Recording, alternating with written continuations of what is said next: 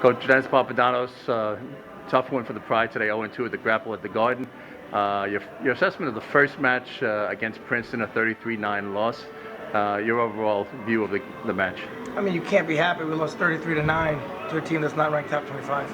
So, my assessment is the effort level wasn't enough. We got out tough. We had some bright spots. Frank Frani beat the number 12 kid in the country. It's his second big win of the year. He's wrestling well. Jamel's been struggling with some things, and he beat a kid that was around weight being All-American last year. Even though we beat him 14-4 last year, he was struggling, and for a couple reasons, and he wrestled, and he beat a good kid who ended up beating the number 8 kid in the country the next match. So that kid's not on the down. That kid's wrestling well, and so I was pretty happy with Jamel, and I was happy with Mike Hughes.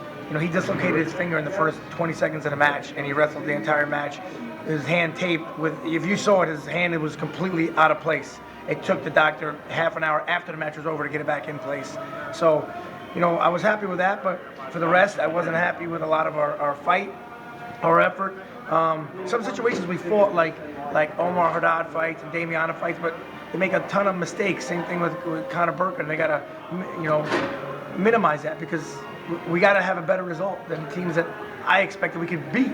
Losing 33-9 to a team that you expect to and think you can beat is kind of disheartening. So you got to reassess and confirm with the guys that you have to draw the line in the sand. I call it like Popeye. If you haven't had all you can stand by now, this is going to be a long year. Like I had all we can stand when we got our butts kicked by Northern Iowa when we were 0-1. So that's where my line is short.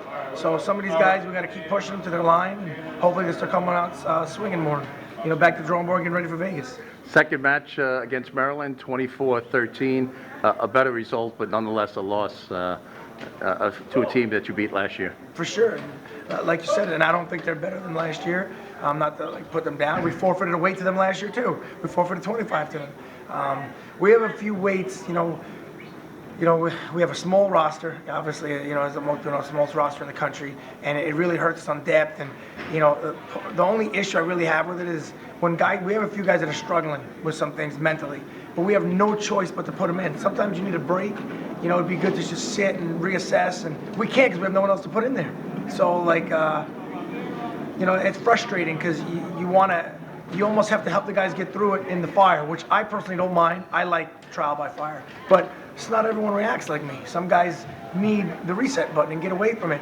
And it'd be nice to put someone else in and let someone else go through it while you're fixing your head and getting ready to go. So a few of those guys are banged up. Some guys are banged up emotionally and mentally, and they're struggling with it. So we got to reel them in, let them know, hey, this sucks. We're on 5. This is not where we want to be. But if you believe, everything is going to be okay.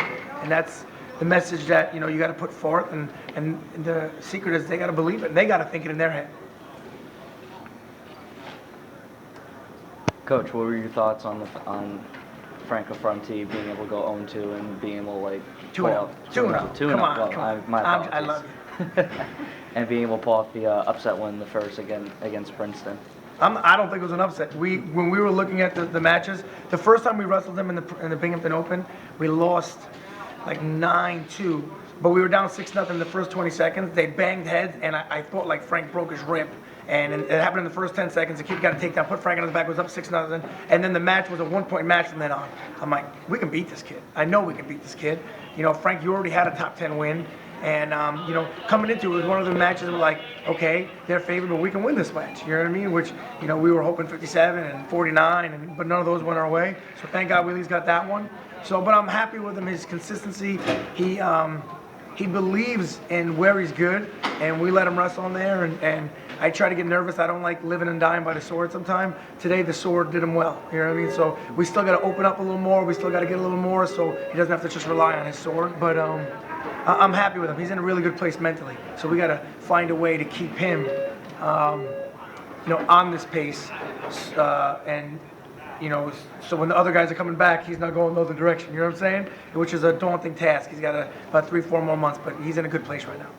You also had Jermaine John starting in the 185 weight division against Maryland, but he didn't start in Princeton. Any reason for the switch up there? Well, he weighs in at 74. He's on his way down to 165. Okay. he plans on wrestling, competing with Bobby Farah to be the 65-pounder. I just wanted to get him a match where he's not sitting out. You know, he weighs it. Right now, he's not allowed to go 65 yet until right after Vegas, and that's when he'll be down.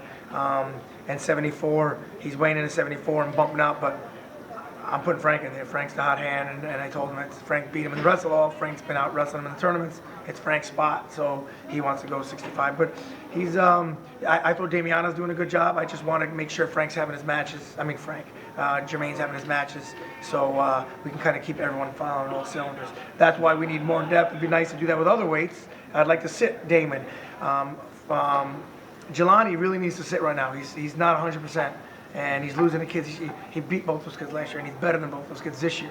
And he's struggling with some things, and I don't want to, put it out there. So we're just, I wish we could rest him, but he's going to wrestle in Vegas, and he needs that 3 weeks off. He needs it mentally and physically right now to get him 100%.